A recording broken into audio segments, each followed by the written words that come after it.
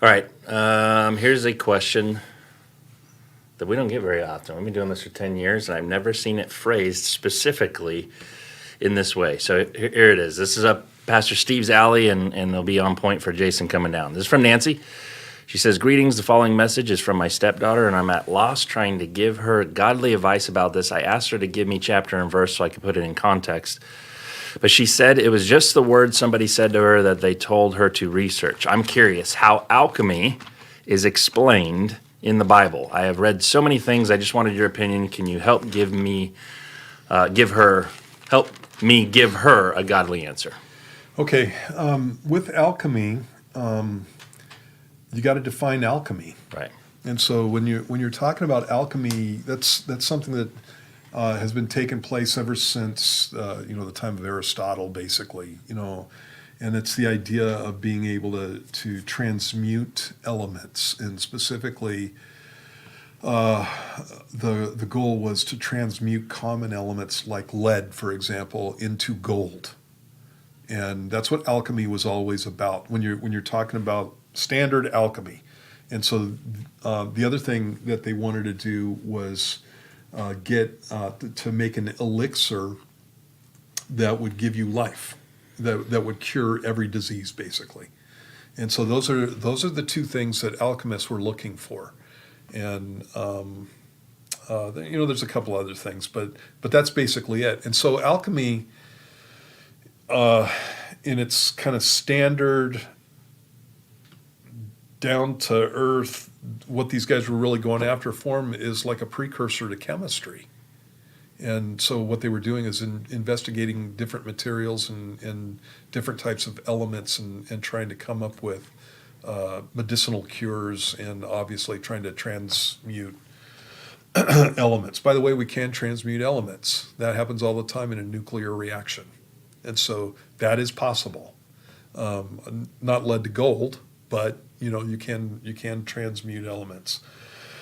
In any case, that was the idea behind it. What happened later on in history, though, is it became more occultic.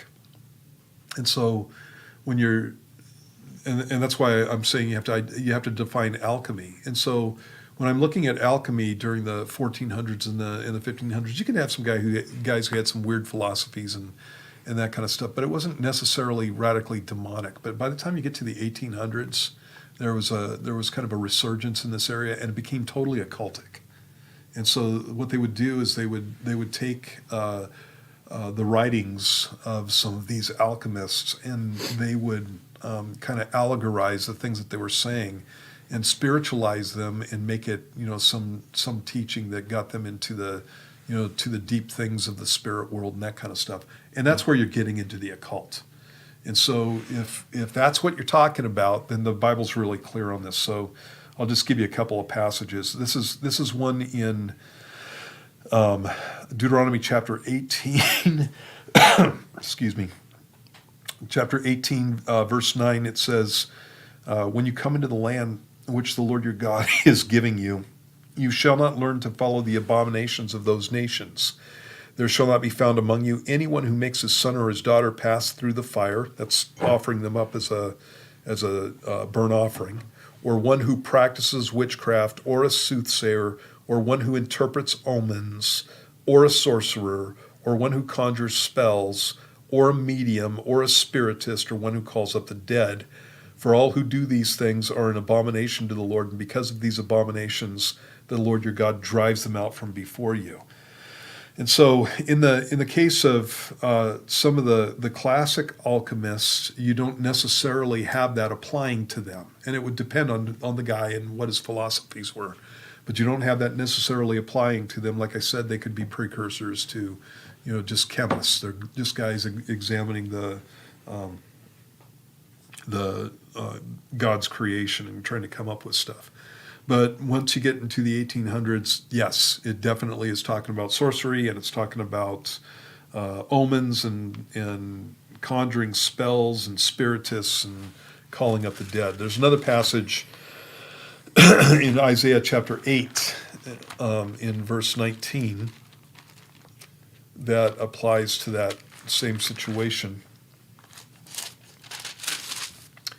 And it says this: when they say to you, seek those who are mediums and wizards who whisper and mutter, should not a people seek their God? Should they seek the dead on behalf of the living? And that's a rhetorical question. Obviously, the answer is no. And so you don't go try to call up your dead grandma. You don't go and try to talk to, your dead husband or your dead wife, or some guy that was supposed to have died 40,000 years ago or whatever. You don't go to these guys.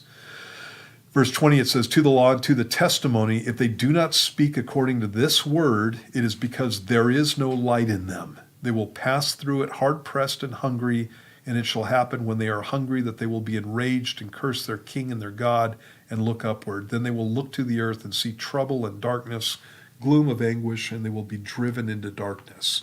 And that's God's condemnation on people who get into the occult. That's what takes place in their lives.